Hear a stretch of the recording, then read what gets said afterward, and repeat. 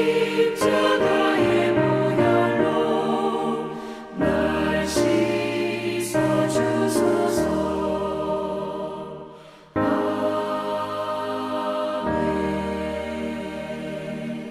오늘 우리에게 주신 하나님의 말씀은 창세기 28장 10절부터 15절입니다. 다 함께 봉독하시겠습니다. 야곱이 브엘세바에서 떠나 하란으로 향하여 가더니 한 곳에 이르러는 해가 진지라. 거기서 유숙하려고 그곳에 한 돌을 가져다가 베개로 삼고 거기 누워 잤더니 꿈에 본즉 사닥다리가 땅 위에 서 있는데 그 꼭대기가 하늘에 닿았고 또 본즉 하나님의 사자들이 그 위에서 오르락 내리락 하고 또 본즉 여호와께서 그 위에 서서 이르시되 나는 여호와니 너희 조부 아브라함의 하나님이요 이삭의 하나님이라.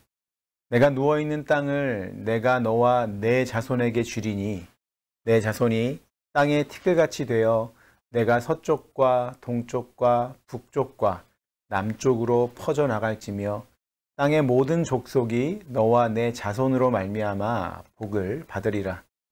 내가 너와 함께 있어 내가 어디로 가든지 너를 지키며 너를 이끌어 이 땅으로 돌아오게 할지라.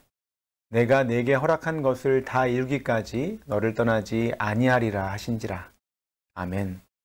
야곱이 아버지 이삭으로부터 축복을 받으며 이 라반의 집으로 가는 여행길에 올랐습니다. 하지만 그의 현실은 이 형을 피해 도망하고 잠잘 곳도 없어서 길가에 있는 이 돌을 베고 잠을 자야 하는 처량한 신세였죠. 11절입니다. 한 곳에 이르러는 해가 진지라. 거기서 유숙하려고 그곳에 한 돌을 가져다가 베개로 삼고 거기 누워 자더니. 이것은요, 그의 아버지 이삭으로부터 받은 약속과는 너무나도 다른 현실이었습니다. 이처럼 우리 역시도 우리의 현실의 문제 때문에 하나님의 약속이 폐해진 것처럼 반응하는 일이 있습니다. 예를 들어 이 광야 이스라엘 백성을 생각해 보세요. 하나님께서 그들에게 약속하신 것이 무엇입니까? 가나안 땅이죠. 신명기 1장 2절에 의하면요, 이 호렙산에서부터 세일산을 지나 가데스 바네아까지가 10하룻길이라고 말씀합니다. 이 출애굽 이후에 정상적으로라면요, 한 달 안에 들어갈 수 있는 것이 가나안 땅이었습니다. 그러나 그들은 광야에서 무려 이 40년 동안을 방황하게 되죠. 왜냐하면 그들의 불순종 때문입니다. 즉 광야 40년은 한편으로 볼 때 하나님의 징계입니다. 하지만 다른 한편으로는요, 신명기 8장 16절의 말씀과 같이 너를 낮추시며 너를 시험하사 마침내 내게 복을 주려 하심이었습니다. 즉 광야 40년은 한편으로는 징계의 성격이 있지만 그것조차 합력하여 선을 이루어 이 마침내 복을 주고자 하시는 것이 하나님의 뜻이었던 것이죠. 그런데 우리는 어떻게 생각하느냐 하면 광야가 하나님의 뜻 안에서 마침내 복을 주기 위한 과정으로 있는데 그런 과정이 힘들다 보니까 복으로 가는 과정으로 여기지 않는다는 데 문제가 있습니다. 이 복으로 가는 과정이 아니라고 생각하다 보니까요, 하나님의 약속과 멀어진 것처럼 생각한다는 거예요. 그런데 여러분, 하나님의 약속은 하나님의 택한 백성들에게서 멀어진 적이 한 번도 없다는 것을 기억하십시오. 물론 외적으로는 멀어진 것처럼 보이는 일들이 있을 수 있어요. 또 외적으로 힘든 일이 있을 때에 하나님의 약속과 멀어진 것처럼 느낄 수 있습니다. 그러나 내 기분, 내 느낌, 내 생각이 기준이 되어서는 안 됩니다. 신앙은 내가 기준이 될 때에 반드시 무너지게 되어 있기 때문이죠. 왜 그렇습니까? 우리는요, 불변하는 존재가 아니라 변하는 존재이기 때문입니다. 그렇기 때문에 신앙은 결코 내가 기준이 되어서는 안 되고 하나님이 기준이 되어야 합니다. 그런 측면에서 우리의 외적인 모습이 아무리 좋지 않아도, 우리의 현실의 문제가 아무리 암담한 것처럼 보여도 하나님께서 신이 약속하신 말씀은 변함이 없다는 것을 기억해야 합니다. 하나님은 반드시 약속하신 바를 이루시는 분이십니다. 그렇게 광야 40년도 우리에게 약속하신 것을 이루시기 위한 이 과정이라는 것을 받아들일 수 있죠. 물론 그 안에는 징계의 성격도 있습니다. 우리의 불순종으로 말미암아 징계하신다는 것, 그 사실을 또한 간과해서는 안 될 것입니다. 지금 야곱은 외적으로 볼 때에 약속의 땅인 가나안과 멀어지고 있습니다. 그러나 그러한 현실 자체가 하나님과 멀어진 것은 아니죠. 약속의 주체이신 하나님은 여전히 야곱과 함께 하십니다. 이 사실을 그의 꿈에 나타나 말씀하시는데요. 여기서 꿈은 하나님께서 자신과 자신의 뜻을 계시하시던 방법 가운데 한 가지로서 민수기 12장 6절에 의하면 여호와께서 이 환상으로 알리기도 하시고 또 꿈을 통해 말씀하시기도 하시는데, 지금 야곱은 이 꿈이라는 계시 방식을 통해 하나님의 말씀을 듣고 있는 것이죠. 그 꿈의 내용을 살펴보면 이 사다리가 땅 위에 서 있을 뿐만 아니라 그 꼭대기가 뭐라 그래요? 하늘에까지 닿은 것을 보았습니다. 그리고 그 위를 하나님의 사자, 즉 천사들이 오르락 내리락 하는 것을 보았으며 그 사다리 맨 위쪽에 하나님께서 서 계신 것을 보았습니다. 이것은 무엇을 의미할까요?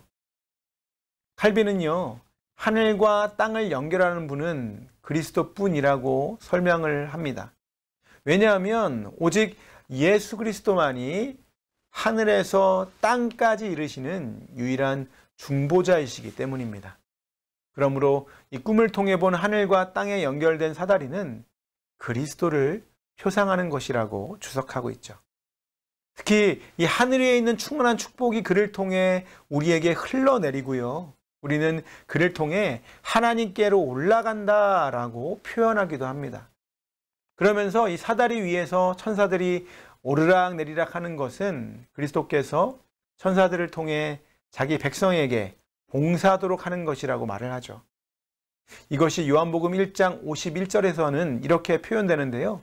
또 이르시되 진실로 진실로 너희에게 이르노니 하늘이 열리고 하나님의 사자들이 인자 위에 오르락 내리락 하는 것을 보리라. 이 창세기에서는 사닥다리로 표현하고 있지만 여기서는 인자로 표현하고 있고요. 동일하게 하나님의 사자들이 이 오르락 내리락 하는 것을 보게 된다고 말씀합니다. 여기서 우리는요, 하나님께서 그리스도를 통해서만 자기 백성과 교통하기를 기뻐하신다는 것을 알 수 있습니다. 왜냐하면 이 본래는 죄로 말미암아 하나님과 이 교통할 수 없었지만 죄의 문제를 해결하기 위해서 오신 분이 그리스도이기 때문이죠. 지금 야곱이 꿈을 통해 본 이상은 중보자이신 그리스도 안에서 하나님과 교통케 되는 놀라운 일을 보여주고 있는 것이죠. 그 내용이 13절부터 15절까지 나와 있는데요.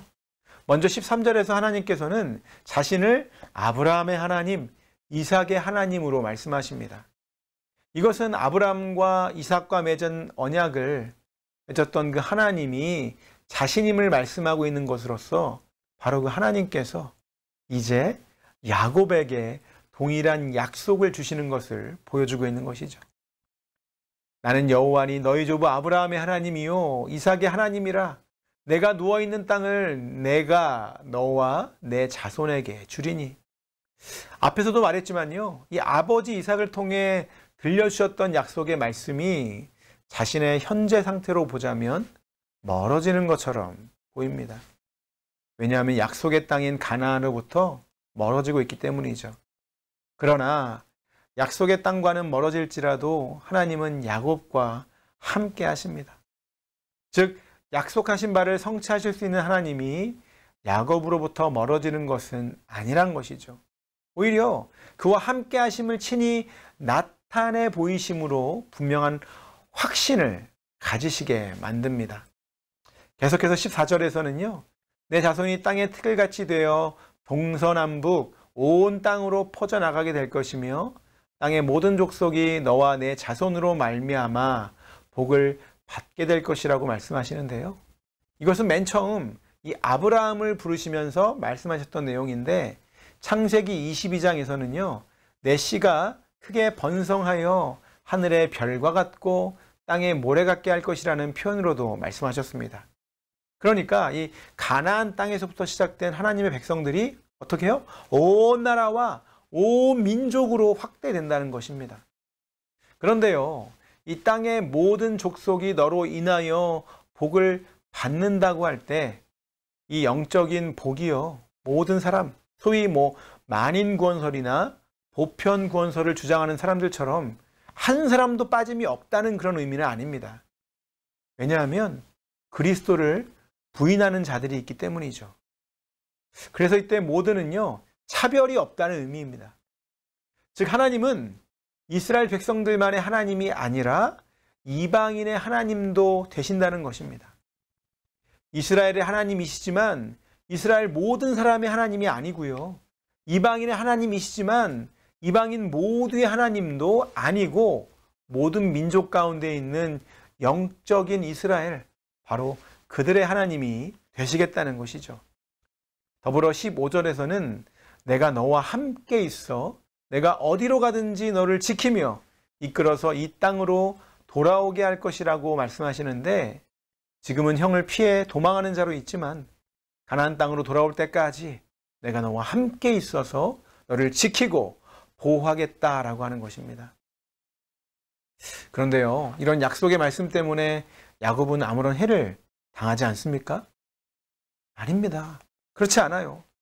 삶의 마지막에서 돌아본 야곱의 고백은 하나님의 약속이 있기 때문에 내가 평안한 삶을 살았노라고 고백하는 것이 아니라 험악한 세월을 보냈다라고 고백하는 그런 삶을 살았습니다. 그러나 그때도 변함없는 사실은 하나님이 함께 하신다는 것에는 변함이 없었죠. 하나님께서 함께 하시면서 우리를 지키시고 보호하시고 인도하신다라고 하는 것에는요, 변함이 없었습니다. 그럼 이것이 야곱에게만 주어지는 약속인가요? 영적 이스라엘 모두에게 주어지는 약속입니다. 그렇기에 우리의 위로도 다른 데 있는 것이 아니라 약속하시는 하나님이 우리의 하나님이라는 데 있습니다. 그런데 약속하신 하나님은 약속만 하시는 것이 아니라 반드시 약속하신 것을 이루시는, 성취하시는 분이십니다. 때로는 그 성취가 더딘 것처럼 보일 때도 있어요. 우리 입장에서 볼 때요, 그런 것처럼 보이는 일들이 있습니다. 그러나 더딜지라도 반드시 성취하십니다. 그리고 성취하기 위하여 약속의 말씀을 주신 하나님이 그 자신이 우리와 함께 하십니다. 함께 하셔서 떠나지 아니하신다는 것이죠. 현실에 여러 가지 어려움이 있을지라도 하나님은 결코 우리를 떠나지 않으십니다. 우리와 함께 하시며 우리를 인도하시며 우리를 지키시고 보호하셔서 마침내 복을 주시는 분으로 계십니다. 마태복음 1장 23절에 의하면 예수 그리스도의 성육신과 관련하여 임마누엘, 즉 하나님이 우리와 함께 계신다라고 말씀하시죠. 그리스도의 성육신이 임마누엘로 증거가 되고 있는 것입니다. 바로 성육신하신 예수 그리스도가 우리를 위하여 고난을 당하고 십자가의 죽음을 당하신 것이 고난주간입니다. 마태복음 8장 32절과 같이 자기 아들을 아끼지 아니하시고 우리 모든 사람을 위하여 내주신 이가 어찌 그 아들과 함께 모든 것을 우리에게 주시지 아니하겠느냐라는 그 약속을 직접 실행하신 것이 십자가 사건인 것이죠. 사랑하는 성도 여러분, 가장 귀한 아들을 주셨는데 무엇을 더 아까워하실 수 있겠습니까? 아들을 주셨다면 아들 안에서 주고자 하시는 모든 복들은 반드시 주신다는 것입니다.